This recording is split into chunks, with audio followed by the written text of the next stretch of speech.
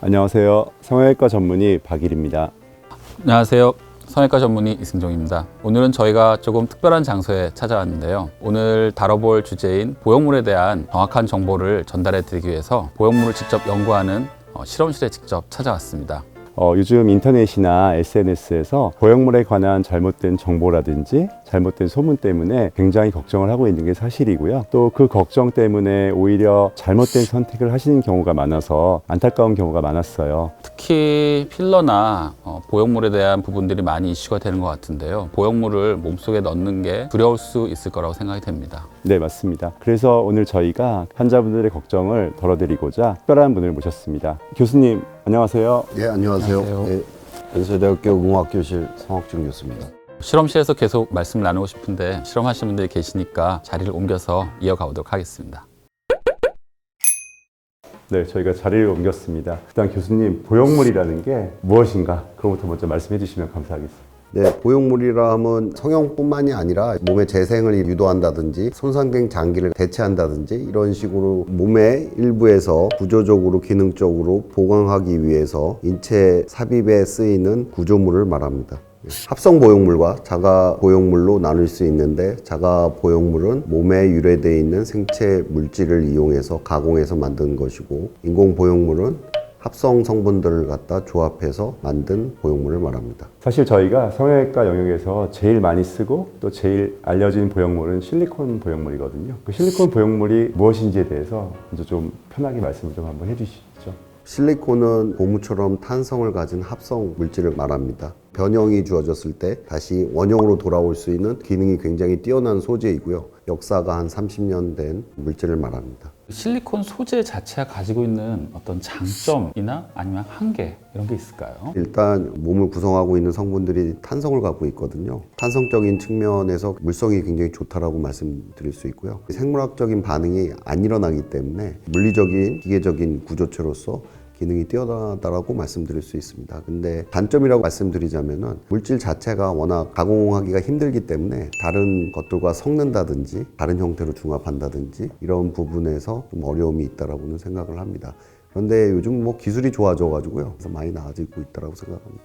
실제로 인터넷에서 돌아다닌 것처럼 실리콘 소재 자체가 그렇게 위험한 소재인가요? 한간에 떠돌고 있는 미생물 감염의 문제에 대해서 좀 말씀드리자면, 미생물이 자라기 위해서는 바이오 필름 이런 분집 형태의 미생물 생장을 갖다 얘기를 하는데, 실리콘 물질의 자체가 문제가 아니라 어떤 가공적인 면, 실리콘 자체는 이미 미국이나 한국에서 식약처를 통과한 안전성, 유효성 면에서 보증을 받은 물질입니다. 실리콘 그 소재 자체에 기인한 문제는 아니고 바이오필름에 의한 감염 그 자체가 문제가 된다는 말씀이신 거죠? 네, 맞습니다. 그러면 교수님 바이오필름이라는 게 뭘까요? 자세한 설명을 좀 부탁드리겠습니다. 예. 바이오필름은 초기 감염이 더 시간이 지나면서록 미세 구멍이라든지 이런 형태에서 미생물이 자라기 시작하면서 점점 그걸 활성화시키고 더 서포트하는 하우스가 생기고 미생물들이 그 안으로 자라 들어가는 형태의 구조물을 말합니다. 바이오필름은 다른 보형물, 특히 뼈에 심는 철심이라든지 이런 데서 생길 수 있고요. 이 원인은 소재 자체가 문제가 아니라 어떤 가공할 때나 패킹할 때나 다른 부유물이나 미생물들이 섞여서 들어가서 오염됐다 그러잖아요. 그런 경우에 종종 생기는 경우가 있는데 자주 생기는 거라고는 저는 생각하지 않습니다.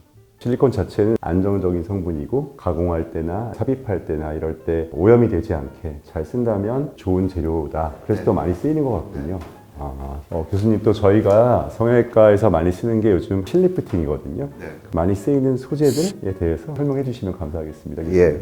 제가 기억하는 바로는 옛날에는 분해되지 않는 실로 나일론이니 고어텍스 이런 것들을 많이 사용했다라고 들었는데, 요즘은 거의 트렌드가 PDO, PCL, PLA 이런 분해성 실들을 갖다가 많이 써요. 분해성이라 하면 몸 안에서 이제 수분을 흡수함으로써 실에 있는 그 고분자 체인이 끊어지는 성질을 갖다가 얘기를 하는 거거든요. 근데 이게 장점이 뭐냐면 보형물들이 들어감으로써 분해되면서 조직을 재생하고 탄력적으로 일라스틴이 이런 것들을 생성하는 송상인자들을 갖다가 많이 분비시킨다. 그러니까 실을 넣었을 때 이제 그게 조직 반응을 유도해서 혈관도 생성을 시키고 또 콜라겐이나 이런 합성을 유도해서 탄력을 주게 만드는데 예. 그래서 녹는 실이 더 가광을 받는 이유 중에 하나가 될 수 있겠네요. 예, 그래서 거기에 꼭 들어가야 되는 말이 염증 반응이라고 보통 사람들은 그게 굉장히 나쁘다라고 생각을 하는데 모든 이물질이 들어가면 초기 단계의 염증 반응은 일어납니다. 근데 그 염증 반응이 조직을 재생시킨다든지 혈관을 재생시킨다든지 이런 좋은 반응들을 많이 일으키게 됩니다. 그러니까 리프팅에 관해서는 저희가 너무 궁금한 게 많아서 조금 더 자세하게 알아볼 기회를 갖도록 하고요.